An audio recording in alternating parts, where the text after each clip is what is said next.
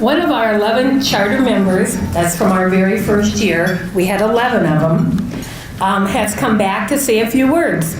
She is the director of the Hope Center in Faribault, author of topics of on grief, domestic abuse, and spirituality. Please welcome Erica Staub, Abster. There you go, dear. You're a little sticky.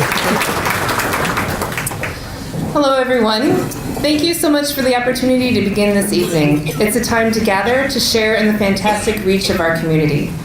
In preparation, I was reading over the articles in the Daily News about all the award winners, and I am amazed at the ripples in the world that were started right here in this community. I'm awed by the good that just one human can do with the right mix of knowledge, grit, support, vision, courage, and hope. And as I look out over the audience and see some of my favorite teachers, my favorite cheerleaders, my favorite community members and neighbors, it reminds me that it truly does take a village.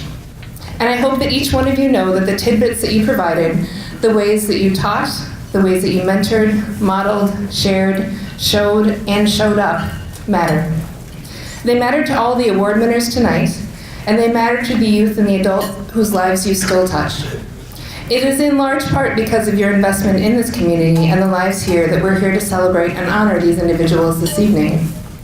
I hope as you hear the ways in which these award winners have touched the world, that you know that you had a part in it. I'm reminded of a story that I heard this week. Pink, who was a famous singer who was doing a concert tour, had made a stop in Wisconsin. A young woman's mother mentioned the singer in a tweet last week when she talked about all that her 10-year-old little girl had faced, including being assaulted by bullies. But the worst attack that she had dealt with was the one to her self-esteem, where the young girl was repeatedly told how ugly she was and no one would ever love her. And her mother found that Pink's empowering lyrics helped her. So in the tweet, the mother celebrated the daughter's victory, mentioning that she had overcome the bullying and would be attending that concert that night. So Pink invited her backstage. They got a picture together and got to spend a few moments with a mom and daughter, which would forever change the trajectory of all of their lives. The mother wrote, "What you didn't see last night was my little girl, who, like I said, is not so little anymore, felt like she was somebody truly worthy. She felt like the past year with all of its anger and tears was no longer her year, no longer her defining moment, was no longer the story she was writing. What you didn't see last night was when you talked about her on stage and sang the song we had yelled at the top of our lungs so many times at home, that she had tears in her eyes. My girl, who does not cry unless she is hurt very badly or very tired, stood there singing along with you from section 116, row 14, seat 1, screaming your words back at you, telling you that she believed it too. I feel like she has told me to stand up for myself," the 10-year-old says. "While my mom has been telling me this too, it felt more powerful when it came from somebody who didn't need to care about me." And I think that's critical, someone who didn't need to care about me. Every person in this room has been that person to someone else. Now I know it's not very Midwestern to celebrate all of your accomplishments. We tend to minimize our successes, and we'll often wave it away, saying, "That's just what people do, it's nothing, don't worry about it, oh, everybody does these things." But I'm here to tell you, after living down south for 8 years, we're missing out. It's a lot of fun to celebrate. So I encourage you to do that more frequently. So let's add celebration to our list. Isn't it boastful to recognize all the gifts that we have and we've shared? We should take pride in the ways that we've grown, expanded, and shifted ourselves and the community. So tonight, I invite you to step outside your humble selves and truly celebrate. Celebrate the gifts of these award winners and this community. We learn by linking. So let's help the community link together. Hey, if they did that, maybe I could do that too. Let us celebrate the spirit of generosity, of persistence, of kindness, of using our gifts in service to good. I spent 2 hours this week with over 100 community leaders, several in this room, and over 50 students talking and, more importantly, listening at Faribault Youth Investment Meeting. Listening to the youth talk about what they're facing, how they're dealing with adversity, where they're struggling, and also what they're celebrating. FYI is a place where the youth voices are front and center, where we as leaders are invited to listen and to pay attention. What was consistent and hasn't changed over the years is the power of one. One teacher, one caring adult, one person who believed in them, one person to step in and tell them what they see in them. As I was reading the stories of the award winners, time and time again they mentioned the people who believed in them, the people who had the vision even before they did. Today we celebrate 7 individuals, but we also celebrate a community that helped to nurture them, that helped to grow them, to provide a jumping off point for success that left them pointed out towards the world. An outlook that reminded them to remember where they came from, but invited them to reach for the stars. A group who said, go out and do great things, and we'll be here celebrating and encouraging every step of the way. So tonight is about the award winners, but it's also about you. If you're sitting at these tables, you had a role to play. Maybe not in these particular lives, but in the community that was woven together by the love, the steadfastness, and the vision of those in this room. I want to leave you with the words of author and New York Times columnist David Brooks about the cultural weavers, people who are helping at every level, but particularly the local level, to weave the fabric of the nation back together. We're living with the excess of 60 years of hyper-individualism. There's a lot of emphasis in our culture on personal freedom, self-interest, self-expression, the idea that life is an individual journey towards personal fulfillment. But weavers share an ethos that puts relationship over self. We are born into relationships, and the measure of our life is in the quality of our relationships. We precedes me. No matter where they live, they often use the same terms and embody the same values. Deep hospitality, showing up for people and keep showing up. They are somewheres, not anywheres, firmly planted in the local community. These people aren't doing their work because they're interested in making money or acquiring political power, and they're certainly not interested in fame and celebrity. They're doing the work because they want to serve their town, unleash the promise in others, ease suffering, live good lives, and help create a world in which love is plentiful, not scarce. As we spoke with them and got to know them, we kept hearing the same phrases: serve the whole person, radical hospitality, deep mutuality, asset-based thinking, walkout experiences. Whether it was red or blue America, we had the same sensation. There are common values here, common actions, common goals. The social fabric is being ripped apart by 1,000 forces, but these weavers are a cohort movement of people trying to knit it back together. And so tonight, I thank all of you for being weavers. I thank you for the ways that you have shown up in this community and in this world. I invite you to celebrate with me all the incredible men and women who have accomplished amazing things, who have changed the world in significant ways, and who have shown us what it means to fly high. Thank you very much. Thank you, Erica. Let's meet the honorees for 2019. First of all, Virgil Lurs nominated Brad Burkhartsmeyer, but he is unable to be here because, well, I think this is a good enough excuse. He's at his granddaughter's graduation in Green Bay. Then we talked to Harvey Scholt, and again, another former teacher, and says that the values, he explained Brad this way, says the values that Brad learned at home, in his church, at school, and in the town of Faribault have held him well. Over the years, they have contributed to his successes and created the outstanding person that he is today. So, here to introduce him is his sister Brenda. And I am introducing our first honoree this evening. He has installed hundreds of solar-powered systems throughout the United States and in 19 countries across the globe. He owns and runs his own solar installation company in Tacoma, Washington, and is the founder of a small nonprofit called Remote Energy. He also teaches hands-on courses in solar system installation to engineers and technicians both here and abroad, often teaching in Spanish. He has written curriculum for instructor training programs in Haiti and Costa Rica. He has been awarded the Clean Energy Provider of the Year by the Interstate Renewable Energy Council, the highest award possible in his field. His name is Brad Burkhartsmeyer, but I refer to him as my little brother. The best thing about having a brother who travels the world is the stories that he returns with. Ask him about the African villagers who were so pleased with his installation that they presented him with a baby goat Ask him how he got that home.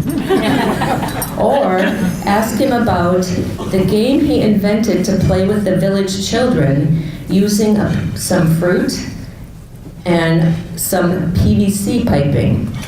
The children sat around giggling and watching him, but they would not play. Later, he discovered the fruit that he had chosen was poisonous. But the most impressive thing that I can tell you about Brad is more than any person I know, he has purposefully directed his life on a path that aligns with his morals, his beliefs, and his compassion to help others and to protect the earth.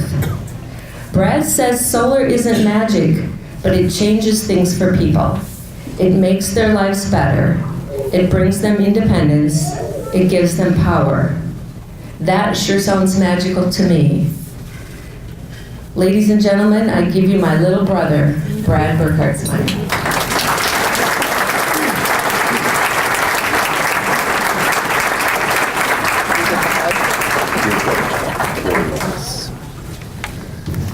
Yeah, there's a lot of stories like that. Wow, this is special to be here in Faribault. Quite a place to grow up in. You leave Faribault High School with knowledge, and with the teachers that were at the high school when I was there, and I imagine it's still the same now, You leave with the ability to think, to solve problems. I graduated in 1978. We have things now that weren't even invented then. And so your whole life, you're constantly having to learn and adjust and reevaluate how to move forward in the world. And so that's one of the things I learned at the high school, is how to move forward and solve problems. But I actually really love my job. Sometimes I hate it though. Sometimes you don't want to, you go to some place you've never been before, you don't speak the language. What are you supposed to do? How do you know what's going to happen next? What if you have a problem? Who do you call? And where I go to work, my job is to bring people electricity. And so you go to places that don't have electricity. They often don't have running water. And I could tell stories forever, but I'm just going to tell one little short one. This is in a small country called Benin in Africa. It's right next to Nigeria. I don't know if anybody's been there. People are great there. But we went up in the north part, which is part of the Sahara Desert, and we're going to put in some solar, of course. But not just normal solar. If you hook a solar panel to a pump, when the sun's shining, water gets pumped out of the earth. And if you get people clean water, you can change their lives. So not only in that place, we got the clean water, but before we actually got the thing operating, we were trying to put all the plumbing fittings together. And they didn't really fit very well. All 2-inch pipes and threaded. We would hook it all up, connect it all, wrench it all tight, turn the thing on, and water would be squirting all over where it should be squirting. We did this like 10 times. I said, what are we going to do? So this is how they solve problems in Benin, Africa. They said, we need to sit down. All right, let's sit down. We sat down in a circle. Now what are we going to do? Everybody thinks I'm in charge, but most of the time I'm not in charge of any of these projects, right? I'm just there to help out, see where a problem is, and then they usually figure it out. So we sat down and they said, well, how are we going to stop this leaking problem? The youngest kid in the group goes, we need a lid from a margarine container. Okay, everybody get to say, well, how to solve the problem. Another guy says, we need a mud flap from a truck. Okay, you can say whatever you want in this meeting, right? Yeah. So we go around the circle, everybody says, what are you going to do, what are you going to do? Okay, we're going to need a margarine lid, and we're going to need a mud flap from a truck. And some guy's walking by right then, and he looks at us, he goes, camel hair. Just keeps walking, right? Camel hair. They didn't teach me that in Faribault High School, I'll tell you. We don't have any camels around here, do we? Anyway, So like we sat in a group, and the oldest person gets to decide what to do. Luckily, I wasn't the oldest in this case. Usually I am these days. So this guy older than me, they call him Baba, right? Which means kind of like grandpa or gramps. Okay, Baba, what are we going to do? He said, we're going to do them all. Go get the margarine lid, go find a mud flap. So they set off, ran off, brought these back. We cut gaskets out of this stuff, put the pipes back together, turn it on, still leaking all over the place. To get a camel hair takes a little effort. You gotta send a guy on a motorcycle about 80 miles north. So we sent this guy on a motorcycle. We still have a thing. He comes back the next day with the camel hair off of off the tail of the camel. Not just the little short hairs, but the long ones. Oh my gosh. The camel hairs you really want, right? The long ones. Anyway, we mix that with a little lard.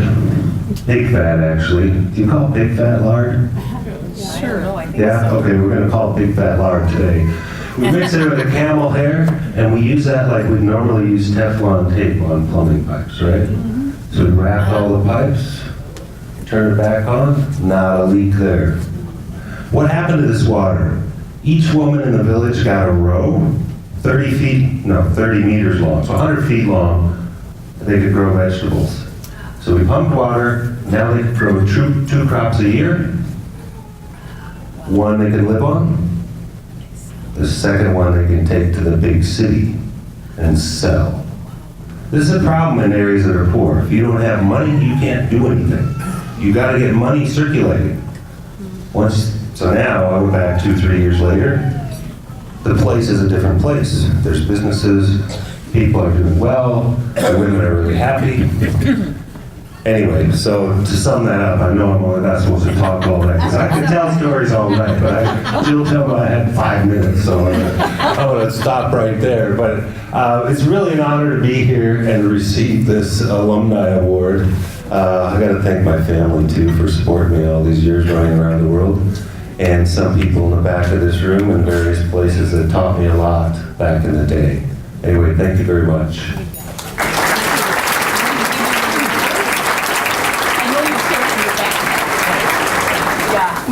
As part of the class of '64, Tom Gagne has been a part of this community for many years. Tom was nominated by 4 of his friends. Maybe they're considered ex-friends now. But anyway, friends, Ray Wood, Mike Cooper, James Wolfe, Richard Berge, and his eldest daughter, Sarah Foley.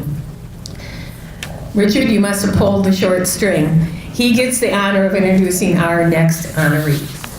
Thank you, Jill. Good evening. This is truly an amazing event. Sort of looks like an all-school reunion. But, as a former teacher and administrator in the Faribault Public Schools, I really wish to express thanks to Jill and Cheryl and Ellen and Sue and Barb for the development of this very, very successful program. It took quite an effort, I know, and it's been well rewarded, and I'm sure it's going to be successful in the future. And to the other Faribault High Flyer recipients, congratulations. You are truly a deserving group. Outstanding. And then I wish to thank my fellow persons who helped me in this nomination process. Ray Wood, James Wolfe, Mike Cooper, members of the Gagne family who were represented by Sarah. And by the way, she said I drew the short straw. Actually, there was sort of a struggle to determine who would do the introduction. And so I suggested, well, let's decide by determining who has the most power. And so Mike said, well, I really do, because I buy ink by the barrel and I determine the headlines.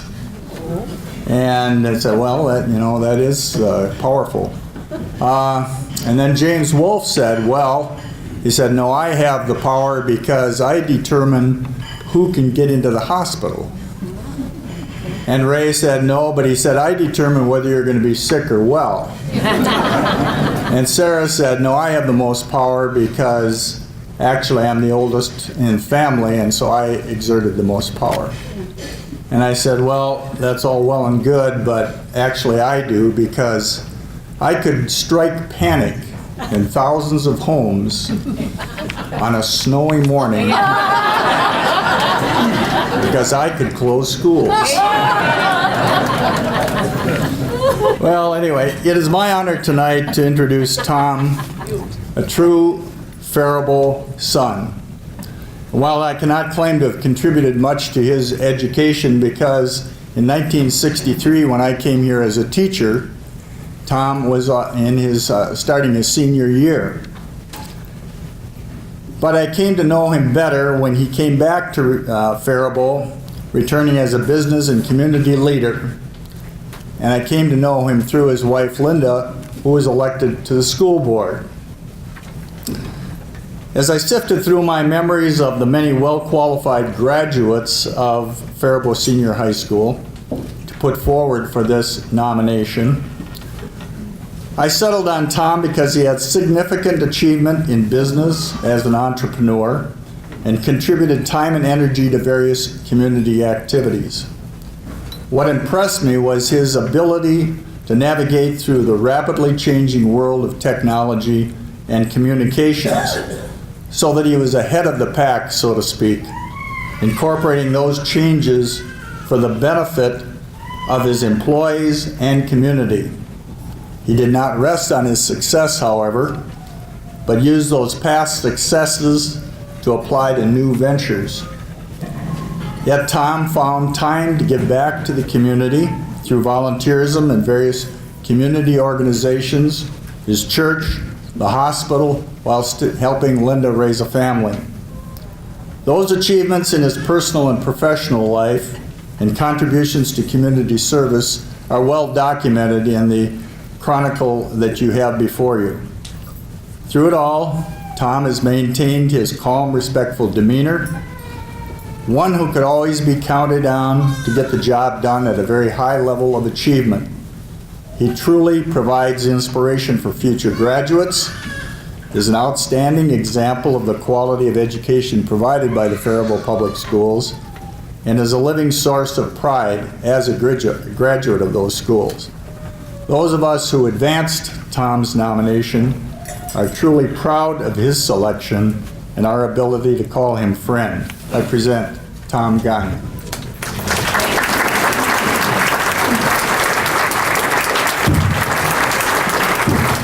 Congratulations, Tom. Thanks, Dick. Well, thanks, Dick, for that wonderful and maybe not quite deserved introduction. In fact, it was so good that Linda, my wife, leaned over and whispered halfway through, "Who is it that Dick's introducing?" But I'm happy to be here. I'm honored and somewhat humbled by having this honor and getting this award. Congratulations to all the other honorees. I'm also humbled by the fact that my achievements probably pale in comparison to the rest of yours. I'm honored to be with you tonight. But most of all, and I thank you to the committee. This is a great event and a great program, and I hope it continues on into the future forever.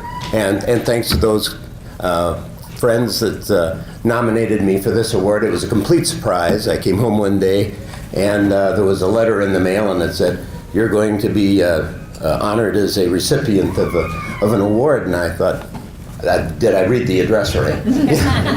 But it is an honor, and I'm very grateful. But more than that, largely, it's more than just honoring us. It's honoring those dedicated professionals that have always done their best to help young people grow and prosper and mature and become what they are today.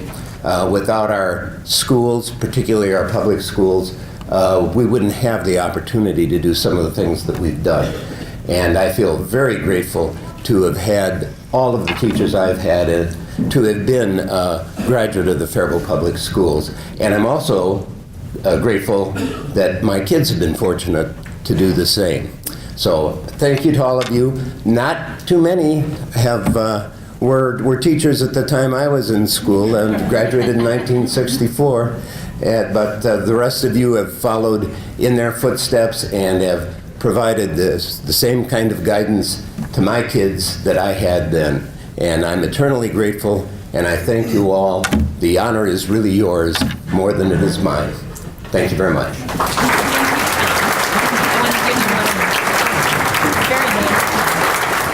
Lyle Olson knew Deanna from high school. One year, he took her to Washington, D.C., and to a class, an intensive class on American government. It was the first time she'd ever flown. Now, we have a problem though, Lyle. I think she got the flying bug, because now she's flying all over the world. Lyle, will you come up and introduce your candidate? I guess it looks a little like it's appropriate that I follow Dick. I followed him in the high school here when I first came in here in 1969. Anyway, in looking at Deanna's background and everything, it kind of fits my philosophy of way in education. As I look at the student and to see where they're coming from and try to figure out what makes them tick. I look at the academic part mainly as a vehicle and find out what's going on with some of these students. And this is what happened with Deanna. Talking about this close-up program for a week in Washington, D.C., and I was in charge of that for almost 10 years, I guess it was. And we did have that going. We had a number of students, some of them even went twice to the program. And once they got out there, then they could kind of hobnob with the legislators, the people that make government decisions and so forth, and actually listen to some of them and how they would appropriate that type of thing. Again, talking to Deanna, I think one of the things, she must have come up to me one time and asked about the program, because I was talking about it, because I always advertised for it. But I kind of brought that to her attention, and I don't remember all the other students who were on that trip at the time, but I remember Deanna going on it, and some of the questions she may have had. Deanna's always had a vision of helping others in the areas of health and education, especially for the economically disadvantaged. And the books she's written and so forth, and the philosophy she's got, and where she's gone to school, and the type of job she's had in the past, all kind of speak to her concerns about the public. What's happening to the less fortunate? And I think with that, I'll just introduce and say, Deanna, this podium is yours.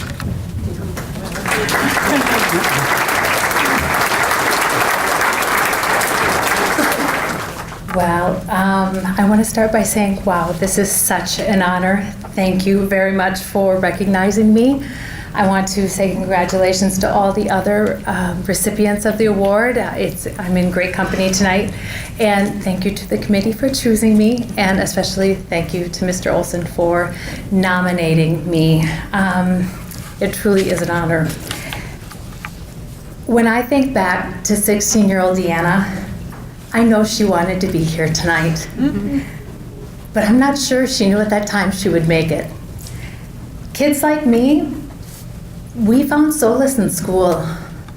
The routine, the order, the predictability, and we knew that behaving and hard work would get us positive recognition from our teachers. And that is so important for kids who have chaotic lives outside of school. We generally aren't the brightest students, and we're normally not the best athletes, because we have so many difficult things going on in our life that it keeps us distracted. But school is our refuge. I know that by the time I got to high school, I was really angry. I wasn't a great kid. My home was so bad that I broke out in hives as a somatic response to the stress I had. And I gotta tell you, a 17-year-old girl with big splotches all over her body, swollen eyelids and swollen lips, thinks the world is against her. And even though I felt ugly, I desperately wanted to shine. No one at home was gonna guide me. But this is where teachers stepped in, and they changed my life. They didn't do it in a dramatic way, movie star style. They just gave a well-timed piece of advice.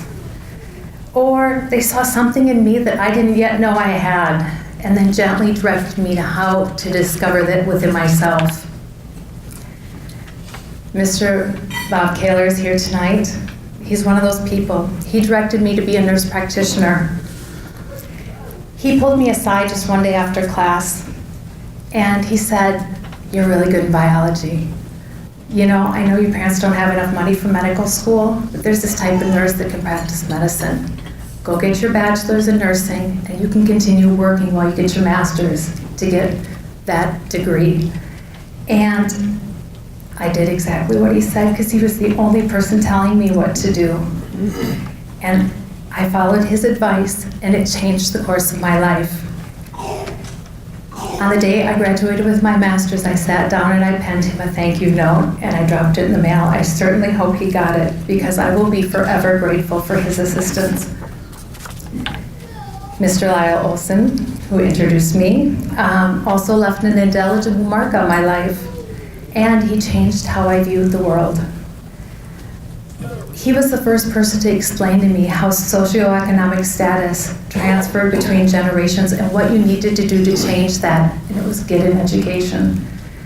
And when I told him in class that I wanted to move beyond where my parents were, he looked me in the eye in front of the whole class and he said, "I think you will." I remember that moment because it was the first time someone told me that they believed in me. He also, as you already heard, took me on a trip to Close Up, which was my first airplane ride. It was my first time out of Minnesota, and it opened my eyes to the world. There's lots of different people, and there's ways to get involved to change what's happening around you. And the day I finished my PhD, which is what he told me I could do in that sociology class, I sat down too and penned him a note to say thank you.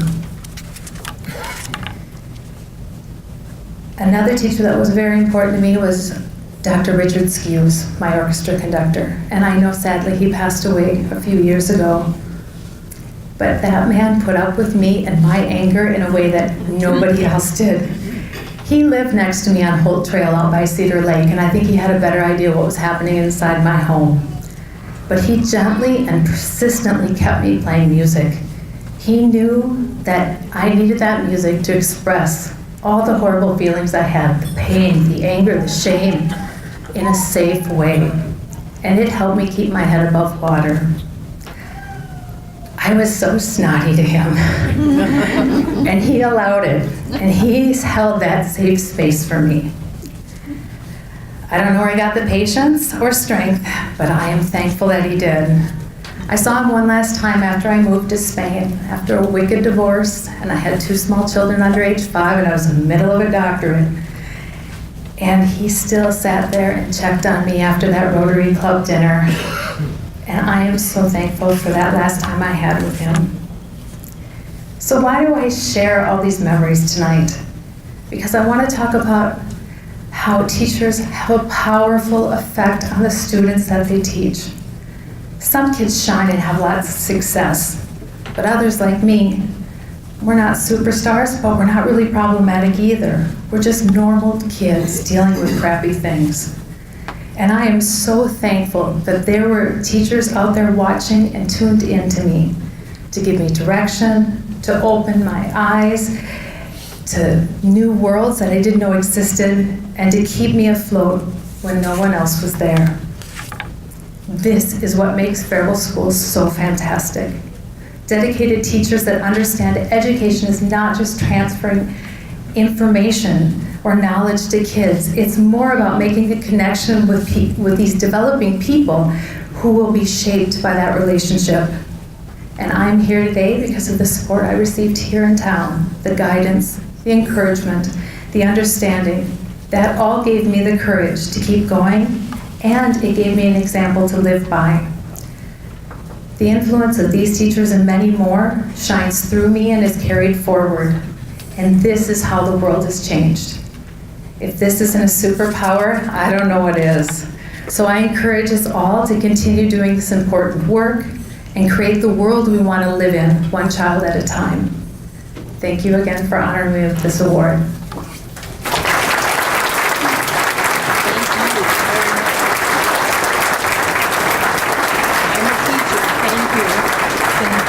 Fran Homeblack had Brandon in 6th grade at Washington Elementary School.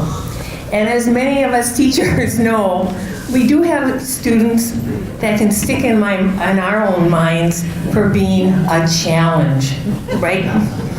Well, Fran is very excited about this challenge she wants us to meet.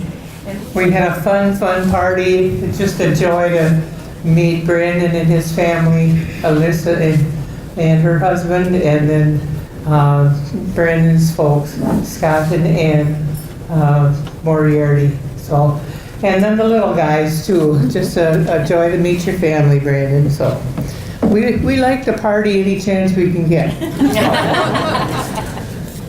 Good evening, everyone. I celebrate Faribault Public Schools as well. I am Fran Homblad. I lived in Faribault for more than 45 years and have had wonderful opportunity to be involved with the Faribault Public Schools for over 40 years. First, as a student, Faribault High School. Secretary, bookkeeper, superintendent's office. Parent, 3 children, and finally a teacher. I'm here tonight to introduce one of my past students, one of tonight's distinguished alumni recipients, Dr. Brandon Moriarty. I think every teacher here might feel great pride for having been a part of many lives. The 1996-97 school year was the first year I met Brandon, a student in my classroom at Washington Elementary. Brandon was one of 29 students in 6th grade that year, a few of them being little rascals. How many of you are familiar with the Little Rascals, the old TV show? Spanky and the Gang. I was a teacher who loved Little Rascals in the classroom. Did you hear that, Brandon? I loved Little Rascals in the classroom. Having them there added a flavor to the classroom day that was both unpredictable and energizing. It gave us some beautiful teachable moments and an insight into what the real world was all about. When I wished students well as they graduated into higher education, I usually kept track of the kids, keeping track of their honor roll and their progress. After high school, I most always lost track of where they went, what they did, who they became, unless they or their parents contacted me. Sometimes I bumped into them in my life's activities like grocery shopping, out to eat, medical appointments, or getting my furnace looked at. And it's an absolute thrill to see kids in later years and know that they continue to make a difference wherever they are. Coming out of the dentist's office one day, I bumped into Ann Moriarty, Brandon's mom, and I chatted a while with her about their kids, Brandon and Alyssa. And here's where I'd really like to thank Ann for taking time to stop and talk that day. She wasn't too busy. She was thrilled to tell me about their kids, and it started from there. I had not known of Brandon's work before that day. And after doing some research, I began to wonder, might he be a candidate for Faribault High School's Distinguished Alumni Award? Brandon gave me permission to submit an application. And I was absolutely thrilled when Jill let me know he was in for this year's event. Tonight, it is my great honor to introduce one of my favorite little rascals, Dr. Brandon Moriarty.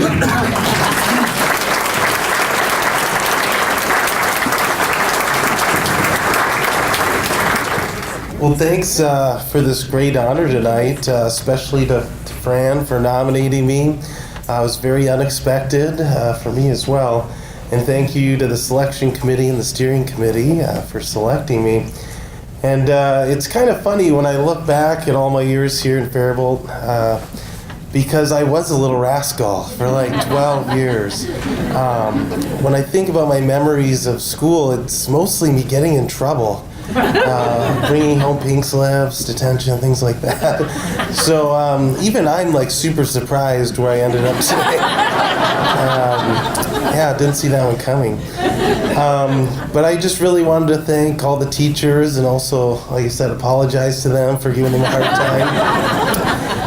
And especially thanking some of my high school teachers like Vicky Swedine and the German teachers there.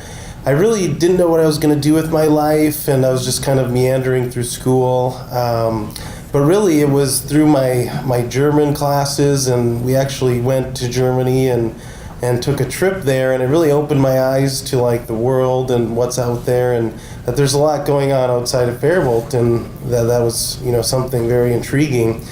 And then additionally, thanking my parents who were not college graduates, but they pushed me to apply to college and really try and get out there and better myself. And in fact, they were working at St. Olaf at the time, and so I actually ended up going to school there. And so some of the teachers that helped me get there were really critical in my career, because my parents didn't really know how to apply to college or what to do to get ready for college or anything like that.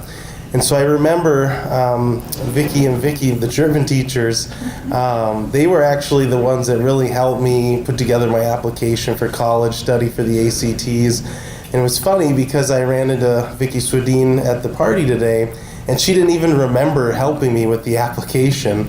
And it's just really reminds me that these teachers are doing this year after year for all these students. They've helped so many people that they can't even remember it all.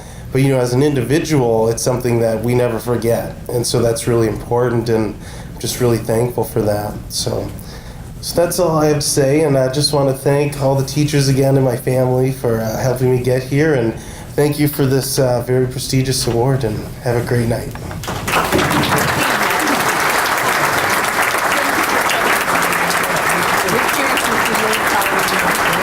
Chelsea and Ross Peruka have been friends with Erin since high school and kept in contact throughout college. As Chelsea said, if you meet Erin, you will never forget her. Chelsea and Ross, come on up and introduce us to the unforgettable Erin, please. Hey, good evening. For those of you who don't know me, my name is Ross Peruka, and this is my wife, Chelsea. And yes, we've known Josh and Erin for quite some time. So, like everyone said, thanks everyone for putting together this wonderful evening. It's really fun to be a part of and see a lot of faces that we don't get to see very often on a daily basis as well. So, and also congratulations to the other 6 nominees. It's always cool to hear a lot of the stories that come about that we don't get to hear on a daily basis as well. So, congratulations to the other folks here as well. With that being said, hold on here one second. I had one thing here. No, but Chelsea and I are super excited to nominate Erin really for this Distinguished Alumni Award. We've known Josh and Erin for quite some time, dating all the way back to middle school. Both Josh and Erin and Chelsea and I were high school sweethearts, so spent some time together there, obviously. And was fortunate enough where Josh and I were college roommates, so obviously that continued on into the college years. I don't know, Josh and I somehow couldn't cut this umbilical cord, so both of us ended up living like a stone's throw away from each other in Burnsville in this 1-bedroom apartment. So there's a lot of memories that were made there, and super cool, fun time. So I guess what's even more cool is the family part of what comes into play here as well. So as our families have continued to grow, it's always cool to see how Josh and Erin's family, right, is combined with our family, and we still get together on a regular basis, which is awesome. So, that being said. So for those of you who don't know Erin, I think Jill, you said it right. If you've met Erin once, you probably will never forget her. She's got a personality that will light up any room, and her positive outlook on life is really contagious. So a couple years ago, Erin was diagnosed with stage 4 metastatic breast cancer. Through this diagnosis, Erin has made it her mission in life to really create awareness, further educate others, and raise funds to ultimately, hopefully, find a cure someday. Ross and I were fortunate this last fall to participate in one of Erin's events, the first ever Minnesota Masquerade event that was put on, I think, in a short couple months, and Erin brought together almost 700-800 people and raised just about $200,000 in research that will go back to this disease. Leave it to Erin to put this together in her event planning and knowing just about everyone and anyone in a few short months. It was a really amazing event. And I know you're already planning your second one for this upcoming fall. And that's just one of the many events that I know Erin has participated in. You guys have read all of that she's done, but it's truly amazing the work that she's put in to help fund some research and hopefully find a cure. So with that, Erin, we couldn't be more proud to be your friend and nominate you. We love you and we're honored to introduce you tonight.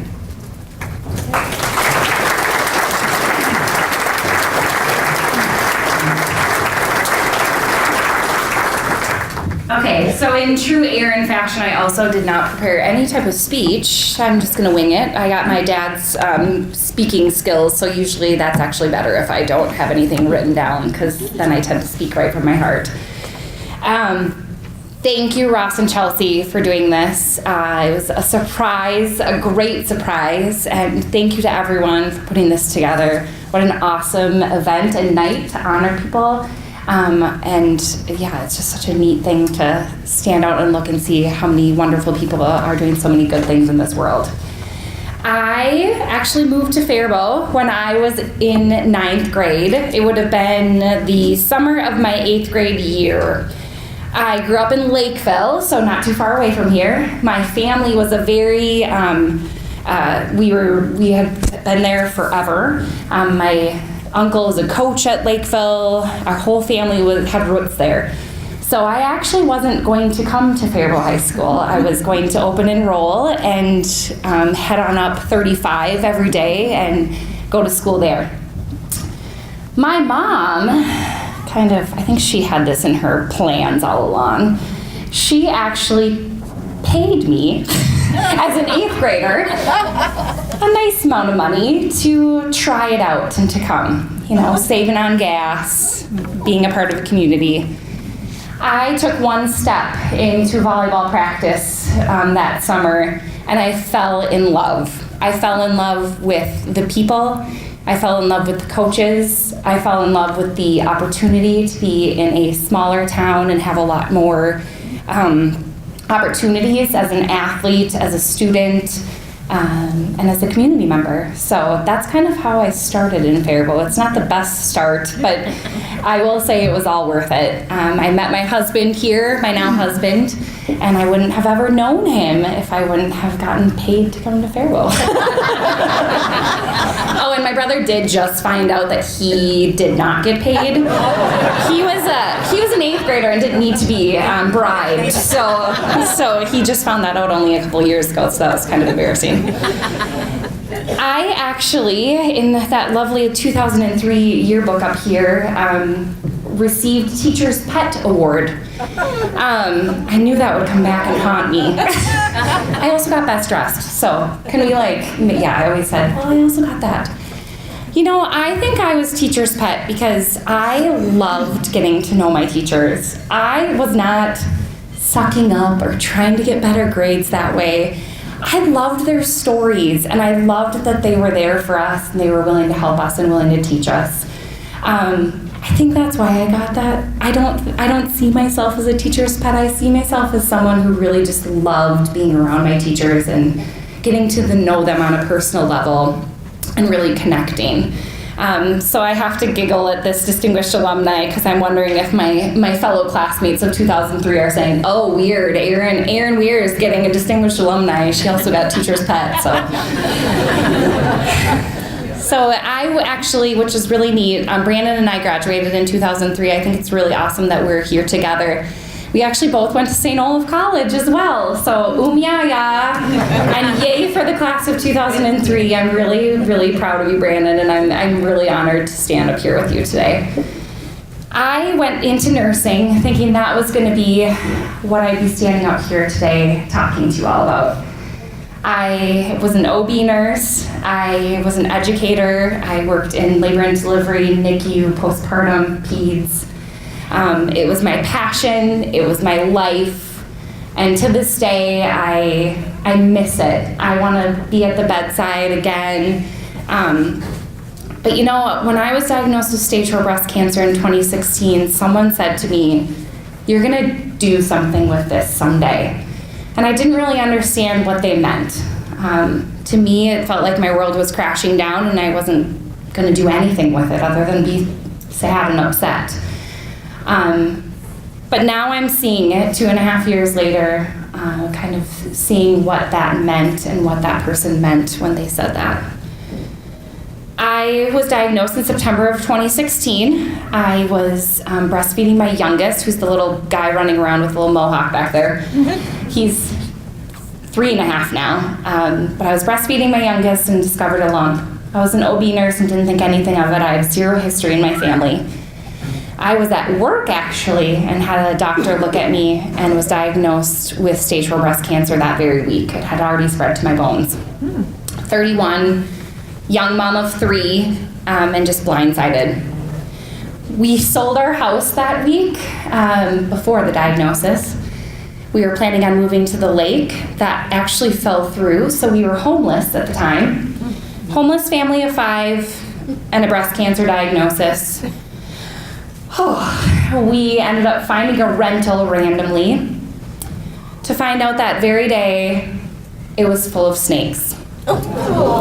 Everywhere. Hundreds and hundreds of snakes. But guess what? Snakes means healing. Great. Lovely. I don't know why baby bunnies can't mean healing, but I took it as, I was like, all right, this is a good thing. It means healing. We're going to go with this. We moved in, 2 weeks in. My littlest one had little red dots all over her belly. Bed bugs from the house. We had to take everything off the walls. We had to take everything out of our dressers and have someone come in and heat the house. I say this story because this is like 2 weeks of my life. I called my mom crying and I said, the homelessness is not going to break me. The cancer diagnosis is not going to break me.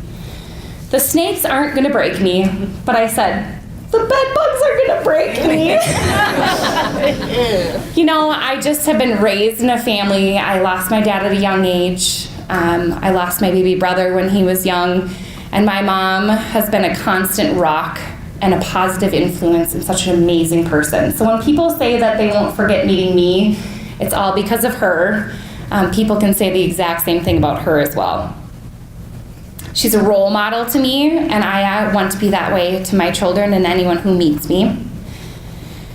And speaking of my kiddos, I just had to tell them this last January because I just found out I had progression, so we had to start the lovely chemo treatment, so Mama was going to lose her hair. And what was really cool to see is when they were shaving my head, we made a party of it, all they could talk about was raising money for research. Hey Mom, can we do a lemonade stand and raise money for research? Hey Mom, can we go sell cookies to the neighbors and raise money for research? So seeing them react in that way just made me feel like what I'm doing is maybe the right thing. Cancer sucks. I don't know if you guys saw my picture. I feel bad. It literally says screw cancer. But you know, any of us who have had a family member or anyone, and maybe someone in here has dealt with cancer, I think that's a really great way to phrase it. Screw cancer. And hopefully one day we can figure this out with funding and research going in the right places. I am honored to be surrounded by people who are battling this disease. 116 men and women die every single day from stage 4 breast cancer. Breast cancer will affect 1 in 6 women in their lifetime. It's getting worse. More and more people are being diagnosed with it. I used to think breast cancer was a easy cancer, a fixable cancer, a curable cancer, until I got diagnosed with stage 4 and realized that that's not the case. So I am honored to be surrounded by these men and women who are advocating and raising money just like me across the country. I am honored to be distinguished tonight, or to be honored tonight. My teachers, my coaches, my friends, my family have all made me the person I am today. It's not just one person. And I just hope that we can continue on with this and make a difference. Thank you.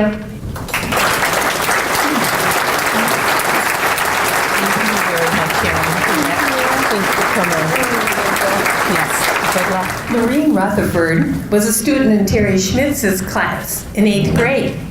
When they first met, they had the heart connection. I want to know what that is. Terry, come on up and introduce us to Noreen, please. Well, first of all, I am just very excited and happy to be able to do this. This is a real honor. And especially just in meeting all of you and being able to congratulate all the winners, it's really something. I'm so glad that this was Jill's brainchild. She always says no, no, no, but I'm telling you folks, brainchild. Wonderful committee, but brainchild. And it has really been something. I feel very fortunate to have the honor of introducing you to Dr. Noreen Rutherford. We were first connected in an 8th grade health class at the old junior high school building. Some of you remember that building? Yes. Yep, a lot of good memories. But anyway, she walked in first day of school, and I later learned that her family had just moved to Faribault. And she was really something. When she walked in, I kind of looked at her, and I could tell she was a little nervous, and I knew she was new, but she just had this face that was so open and hopeful and positive looking, like, here I am, I'm ready, you know, kind of thing. And you couldn't help but want to see and talk to her more and get to know her. And she's been like that her whole life, actually. But she was, I could see it and I could feel it, probably feel it more than see it even, that she was indeed very, very special. And of course, she is. You all have tonight's program where you can read about her many accomplishments and contributions, and oh my gosh, there are so many. I was first going to try to, include a few of them because they really are quite remarkable. But I'm a rule follower. Jill said 2 minutes or less. So I timed myself, and so I'm going to stick to that, and I could never do it justice anyway, but I hope you all do read everybody's little bio there because it's really something. And I also would like to share with you some insights into her beautiful heart, which is part of our original connection. Now, I do call her my heart student because I do feel that connection that occurred was a heart connection. And she has a beautiful heart. And the more you get to know her, the more you're around her, the more you hear about her, there's just so much evidence of that. And it really does guide her life, her heart, her generous, beautiful, loving heart. I wanted to know what gave her joy. I mean, I know all the accomplishments and all that is all wonderful, but I really wanted to know, so I asked her, what gives you joy? And she said, spending simple moments with family, doing almost anything like sharing a meal, talking into the night, playing board games, hearing about their lives, hopes, and dreams. Savoring, you'll appreciate this, Doug, savoring a good glass of wine with her husband, and he does love his wine. Sharing fun and funny moments with her patients and becoming a part of their lives. You can just really see her doing that. Sitting by a campfire, and she is an outdoor person, on a lovely summer night in the woods, listening to the night. Listening to and sharing the connection with the girls at Light of Hope School in Kenya, which she just returned from not too many days ago, actually, 3. And she was there doing her medical work with the girls. And I want you to read about that too. So, and I hope she talks a little bit about that because it's really something. She loves photography, making beautiful photographs, and learning about the art of photography. As far as places, she really loves to travel, and she travels a lot. Explore new places, cultures, activities, and food. So those are the things that she told me give her great joy. As I close this introduction, I'm reminded of a response that feminist Gloria Steinem gave to the question, how are you going to pass on that torch of yours to others? And Gloria's reply was, I'm not planning on passing on my torch, but instead I want to light the flame of other torches. I feel this is what Dr. Rutherford does each and every day of her life. And believe me, she has lit my torch more than once. So such an honor to know her. And I was also, I got a great gift tonight that I was able to sit at the table with her family. And so I met some of the members of her family that I didn't know before. I had met her lovely mother, Betty, but not some of the others, so that was really fun. So thank you so much. And I now give you Dr. Lorene Rutherford.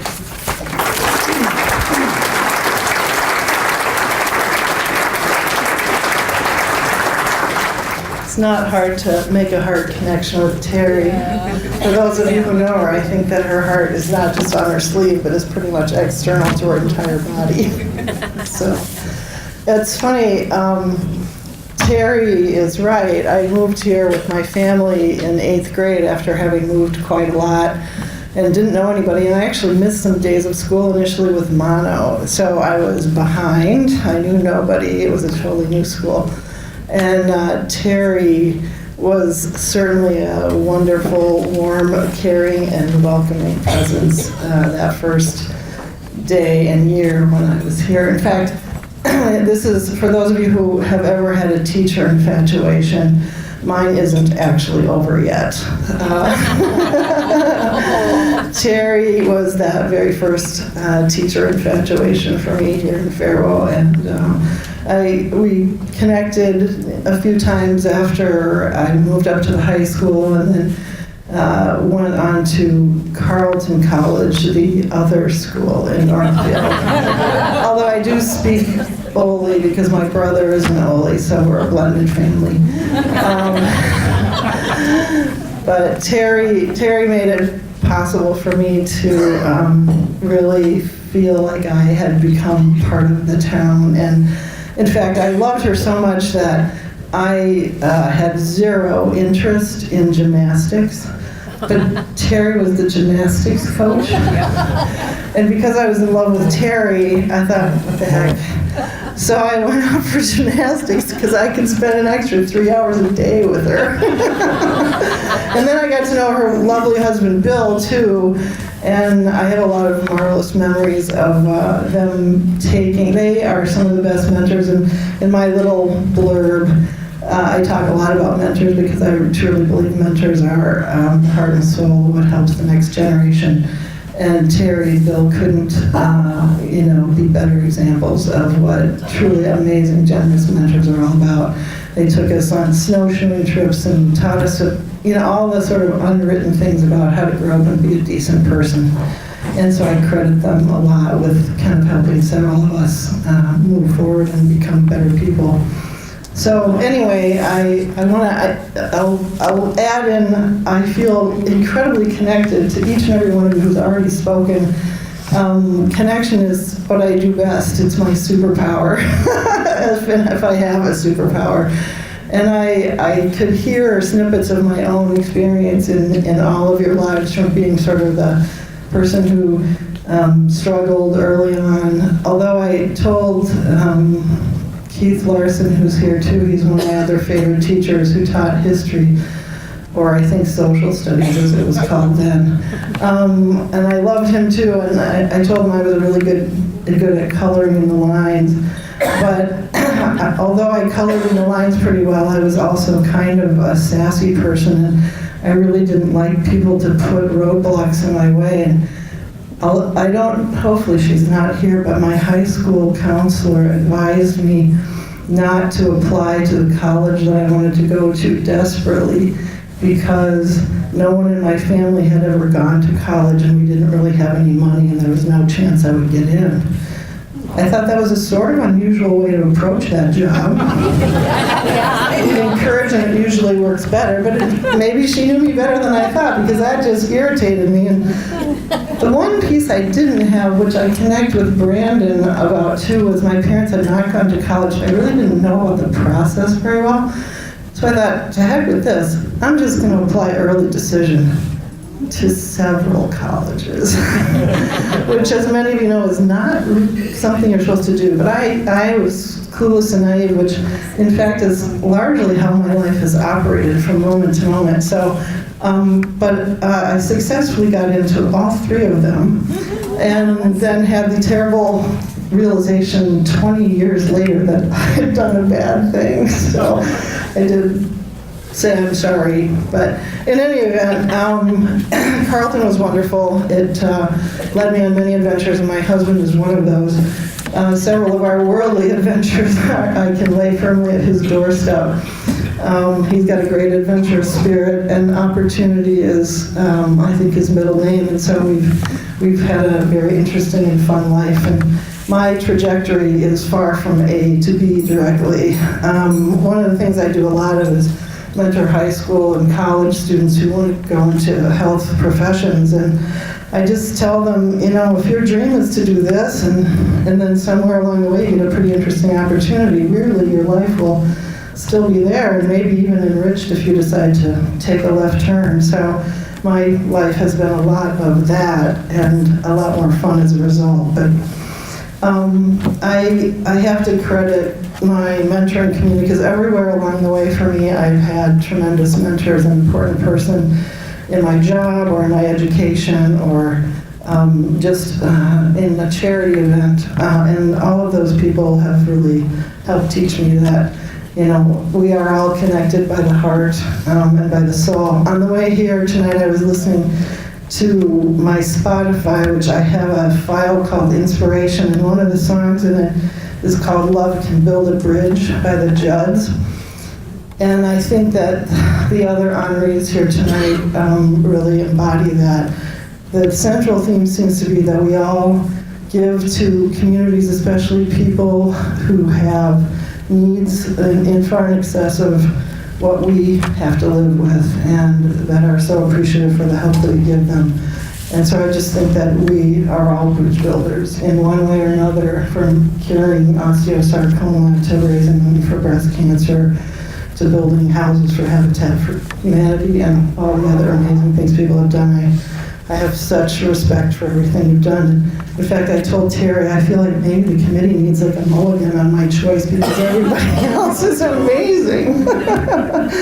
So, yeah, you know, Terry wants me to talk a little bit about Light of Hope. It's one of two charities that are very dear to my heart. I've been involved with for a long time.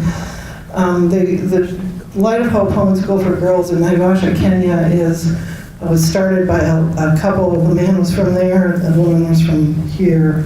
And they wanted to do something to help the lost and homeless girls of Kenya, because in many countries in the world, whatever scarce resources there are tend to go to boys to educate them.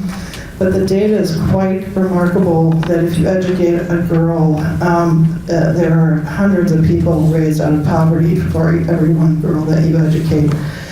And so this couple started this, and started with 3 girls in 2006, and now last week, a team of medical folks that came with me, we saw 130 girls, all of whom are either orphaned, abandoned, abused.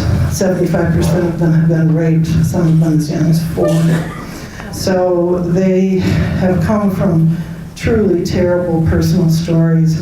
And our goal is to love them, to feed them, to nourish them in every way that you want to define that, and then to help them achieve their dreams. And my own personal mission statement is really to make children's lives better, one life at a time, and to help them see the potential they have to achieve those dreams, because that's what my mentors did for me. So for those of you who've seen the movie Pay It Forward, I really try to live that on a daily basis. And there are so many kids with so much potential, and part of my job is to try to help them realize that. So, I'll leave you with one of my favorite quotes. And it's from a book called One, How Many Does It Take to Make a Difference? The quote is, "The purpose of life is to discover your gifts. The meaning of life is to give them away." Everybody in this room who's an honoree tonight is a giver. They've discovered what their gifts are, and through the support of communities like this and the amazing teachers we've all had, we are able to give our gifts away. Thank you.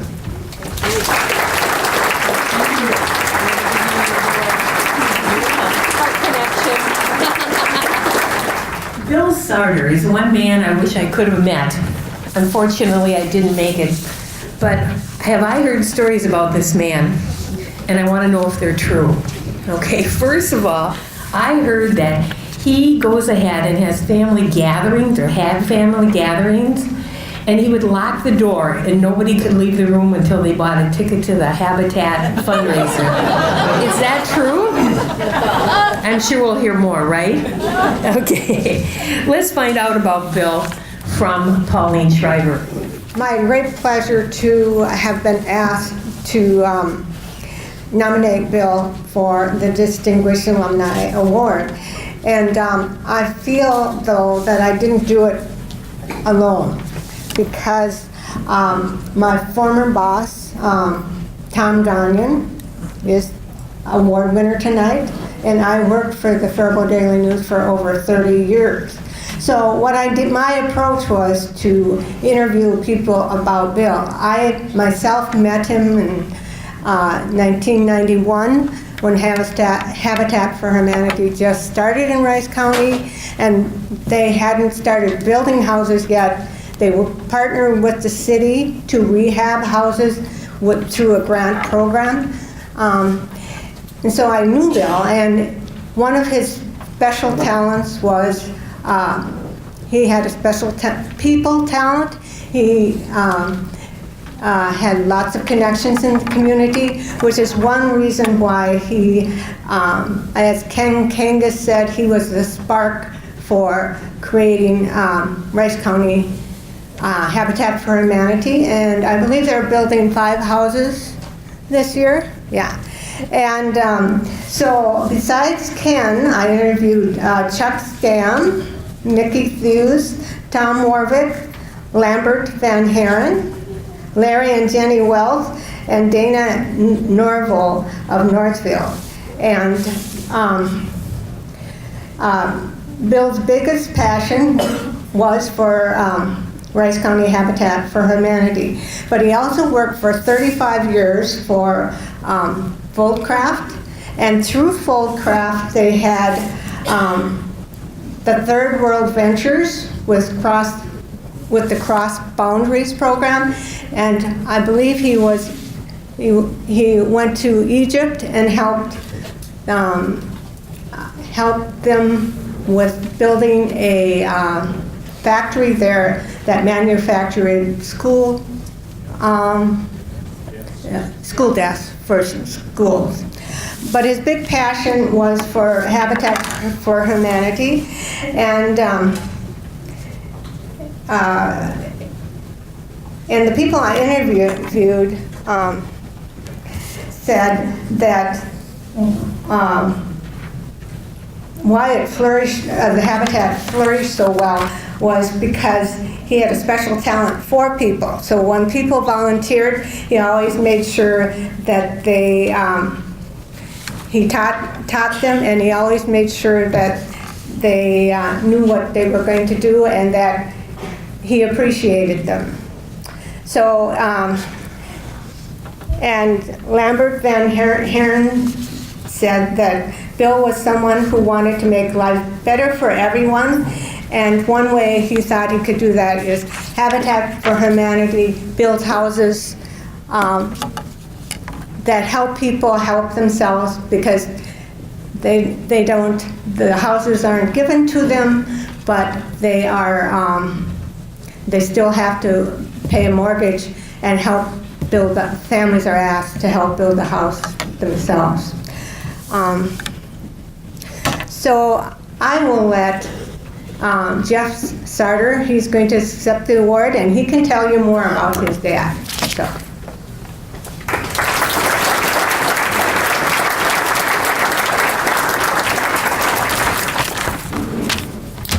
Good evening. Congratulations to all the award winners out there, and thank you all for coming to honor all those folks. And thank you, Pauline, for doing the research. I know that was a lot of work especially for my dad. There's a lot of stories and different things you got to find on that guy. He did a lot. Terry Schmidt, I also had you as a teacher back in high school, and her class was the most uncomfortable class I was ever in, and all the kids are with me. She taught sex education. But it had to be done. How many people knew my dad? Raise a hand. Yeah, see, he affected a lot of people. He's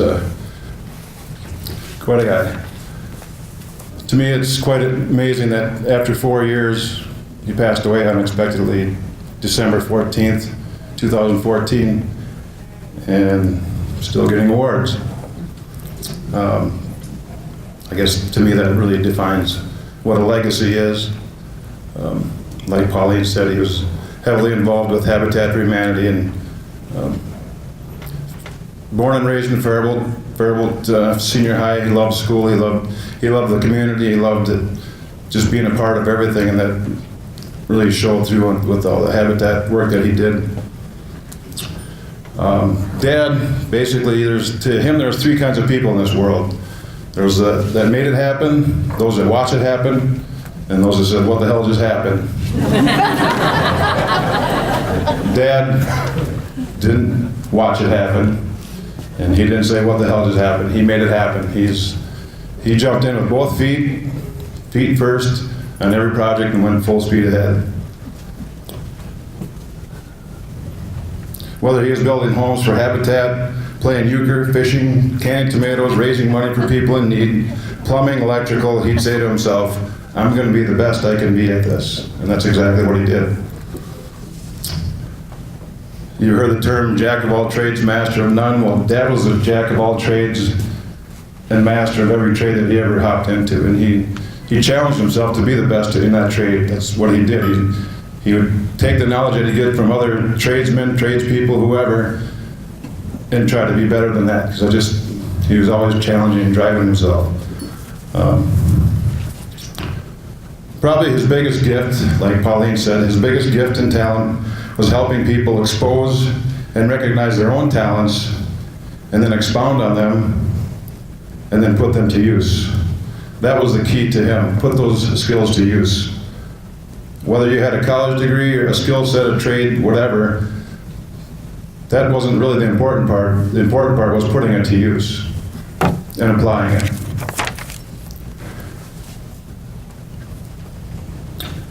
After my dad passed away, I asked my mother what was his driving force for Habitat for Humanity, because I had an idea, because he wanted to be busy, he wanted to be doing stuff, but there had to be some core reason why he was in Habitat. What about Habitat? What was it that made him want to be so heavily involved?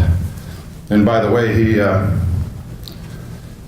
in 17 years, my dad didn't retire at age 55. He did retire, but basically all he did was push in the clutch, put it in overdrive, and really take off. And basically from that point forward, he went, in 17 years, coordinated the building of 38 homes for Habitat for Humanity. That's pretty good. Along with the help of all the people that his buddy Gary Miner, Chuck Stam, and his brother, and whoever was in arm's reach was going to get pulled in to do Habitat, is what it amounted to. So Mom said that his driving force was bringing people together to have a sense of community, worth, teamwork, and accomplishment. So the key to his success in this award starts obviously with his education at the Faribault Senior High and being part of the community. And for him, it was a positive attitude, challenging himself every day. And lastly, the key to his success, he had a person that was by his side his whole adult life, involved in every one of his projects and success stories, wholeheartedly believed in him, and in my opinion, is a co-recipient of this award, his wife, my mother, Virginia Starter.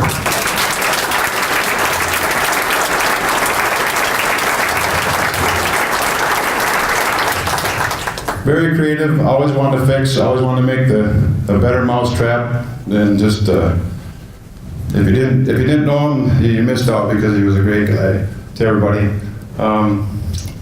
Aaron, if you would have called him about those snakes and bed bugs, he would have figured out a way to train those snakes to eat the bed bugs.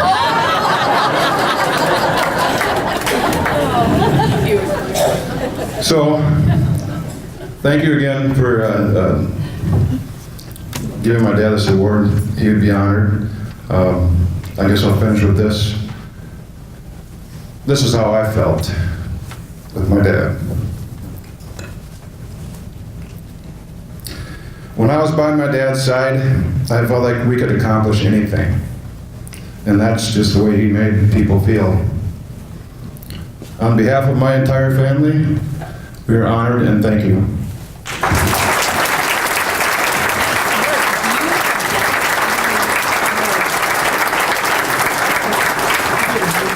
Thank you to the Faribault community for the continued support of this event. Remember, these high flyers were educated and raised in the city of Faribault. Thanks for coming. See you next year.